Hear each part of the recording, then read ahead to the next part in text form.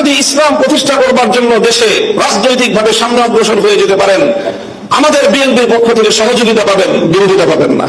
ঠিক 5ই আগস্টের একদিন পরে বেগম জিয়াকে হাসপাতালে দেখতে যাওয়ার সুযোগ আমার হলো এবং সেখানে ডক্টর জাহিদ সাহেবের বদান্যতায় দীর্ঘ সময় একান্ত সাক্ষাতে ওনার সঙ্গে কথা বলার সুযোগ হলো।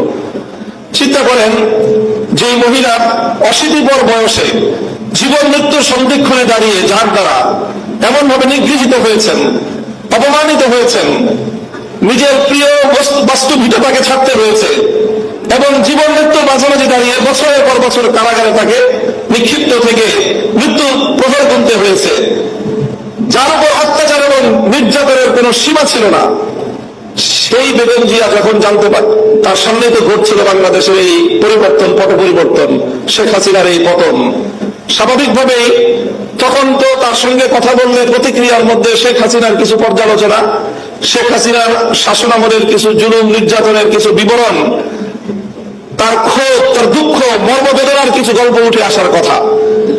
আমি বিস্ময়ান্বিত হলাম। তার সঙ্গে প্রায় আধা ঘন্টার মতো আমার কথা হলো। তিনি আধা ঘন্টার মধ্যে একবারও শেখ হাসিনার নাম উচ্চারণ করেননি। তিনি পূর্ণ সময়টা দুটি কথা বলেছেন। একটা হলো আমার মরহুম বাবা সাইফুল হাদিস সাহেবের সঙ্গে তার রাজনীতির কিছু স্মৃতিচারণ তিনি করলেন এবং আমাকে সেজন্য অভিনন্দন জানালেন। আর দ্বিতীয় আরেকটি কথাই তিনি বারবার বললেন। তিনি বললেন যে আপনাদের কথা মানুষ শুনে, আপনারা মানুষকে গিয়ে বলেন, দেশের জনগণকে গিয়ে বলেন, কেউ যেন দেশের সম্পদ নষ্ট না করে। এই সম্পদটা আমাদের, গণভবন, প্রধানমন্ত্রীর কার্যালয় সহ এই রাষ্ট্র আমাদের। মানুষকে শুধু একটা কথা বলেন, যেন কেউ এই রাষ্ট্রের কোনো সম্পদ নষ্ট না করে। আমি অভিভূত হলাম যে এই পরিস্থিতিতে একজন মানুষ, তার কিন্তু নিজের অতীত জীবনের দুঃখ কষ্ট নিয়ে কোনো ইতিহাস তার মনে নেই। তার শুধু মনে দেশপ্রেম, মানুষের ভালোবাসা, দেশের সম্পদের ভালোবাসা, দেশটা যেন এগিয়ে যেতে পারে। আমি মনে করি যারা জাতীয়তাবাদী রাজনীতি করেন, জাতীয়তাবাদী দলের, আপনাদের সকলের আপনাদের নেত্রী থেকে এই দেশপ্রেমের শিক্ষা গ্রহণ করা উচিত এবং সেভাবেই দেশকে ভালোবেসে দেশকে গঠন করার জন্য আত্মনিয়োগ করা উচিত।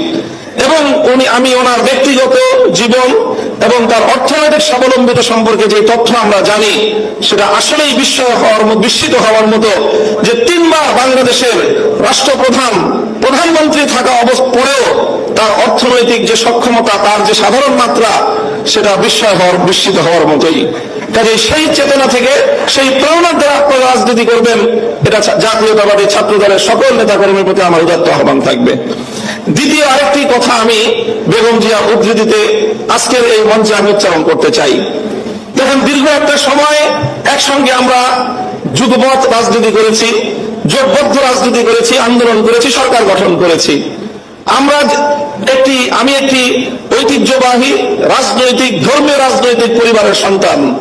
আমাদের রাজনীতির মুখ্য উদ্দেশ্য হলো আল্লাহর জমিনে আল্লাহর দ্বীন প্রতিষ্ঠিত করা, আল্লাহর জমিনে খেলাফত ব্যবস্থা কায়েম করা। এটাই হলো আমার রাজনীতির মূল দর্শন। তবে আপনারা যে রাজনীতি করেন, সেই রাজনীতির সাথে আমাদের রাজনীতির কিছুটা পার্থক্য আছে। সেই পার্থক্যের জায়গাটুকুও বুঝতে হবে এবং সেখান থেকে আপনাদের দায়িত্ব এবং ভূমিকার কথাও আমি বলছি, আমার বক্তব্য দিয়ে নয়, বরং আপনার নেত্রীর উদ্ধৃতি দিয়ে।